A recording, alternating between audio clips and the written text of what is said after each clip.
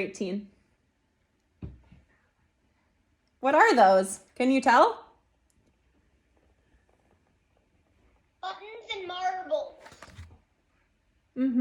Yeah, buttons and marbles. I wonder why. What, Leo?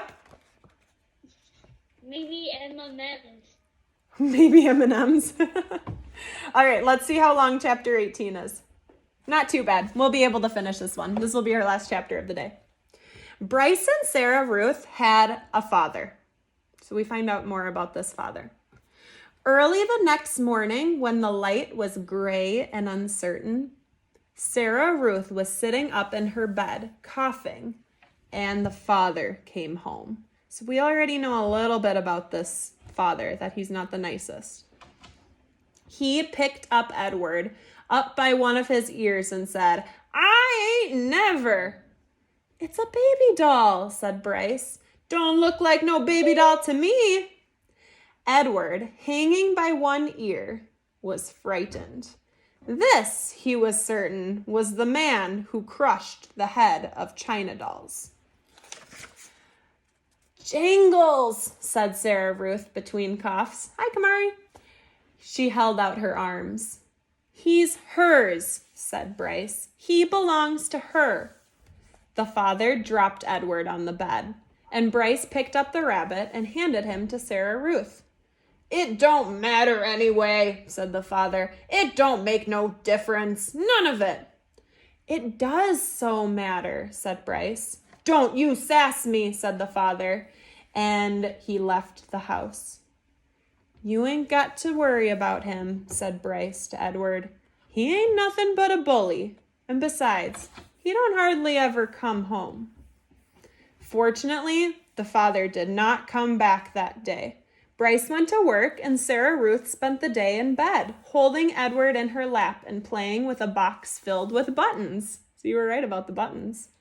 "Pretty," she said to Edward as she lined up the buttons on the bed and arranged them into different patterns. Sometimes, when a coughing fit was particularly bad, she squeezed Edward so tight that he was afraid he would crack in two. Also, in between coughing fits, she took to sucking on one or the other of Edward's ears. Normally, Edward would have found intrusive, clingy behavior of this sort very annoying, but there was something about Sarah Ruth. He wanted to take care of her. He wanted to protect her. He wanted to do more for her. At the end of the day, Bryce returned with a biscuit for Sarah Ruth and a ball of twine for Edward. Sarah Ruth held the biscuit in both hands and took small, tentative bites. "You eat that all up, honey. Let me hold Jangles," said Bryce. "Him and me got a surprise for you." Bryce took Edward off in a corner of the room, and with his pocket knife, he cut off lengths of twine and tied them to Edward's arms and feet, and then tied the twine to sticks of wood. "See, all day I've been thinking about it," Bryce said. "What we're gonna do is make you dance," he said to Edward. Sarah Ruth loves dancing. Mama used to hold on to her and dance her around the room. "You eating that biscuit?" Bryce called out to Sarah Ruth. "Uh-huh," said Sarah Ruth. "You hold on, honey. We got a surprise for you." Bryce stood up. "Close your eyes," he told her. He took Edward over to the bed and said, "Okay, you can open them now." Sarah Ruth opened her eyes. "Dance, Jangles," said Bryce, and then, moving the strings with the sticks with his one hand, Bryce made Edward dance and drop and sway, and the whole while, at the same time, with his other hand, he held on to the harmonica and played a bright and lively tune. Sarah Ruth laughed. She laughed until she started to cough. And then Bryce laid Edward down and took Sarah Ruth in his lap and rocked her and rubbed her back. Sounds like a nice big brother. "You want some fresh air?" he asked her. "Let's go get you out of this nasty old air." "Huh?" Bryce carried his sister outside. He left Edward lying on the bed, and the rabbit, staring at the smoke-stained ceiling, thought again about having wings. If he had them, he thought, he would fly high above the world to where the air was so clear and sweet, and he would take Sarah Ruth with him. He would carry her in his arms. Surely, so high above the world, she would be able to breathe without coughing. After a minute, Bryce came back inside, still carrying Sarah Ruth.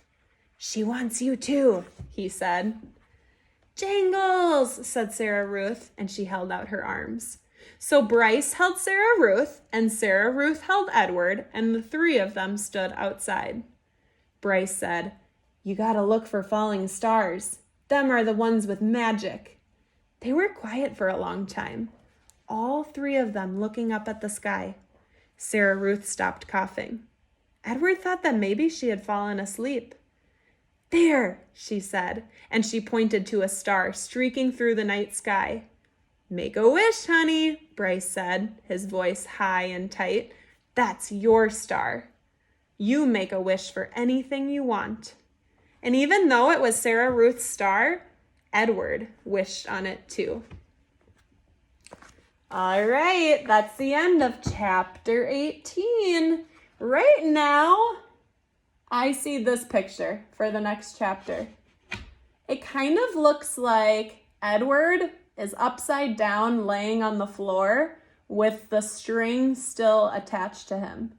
Why do you think that he might be upside down?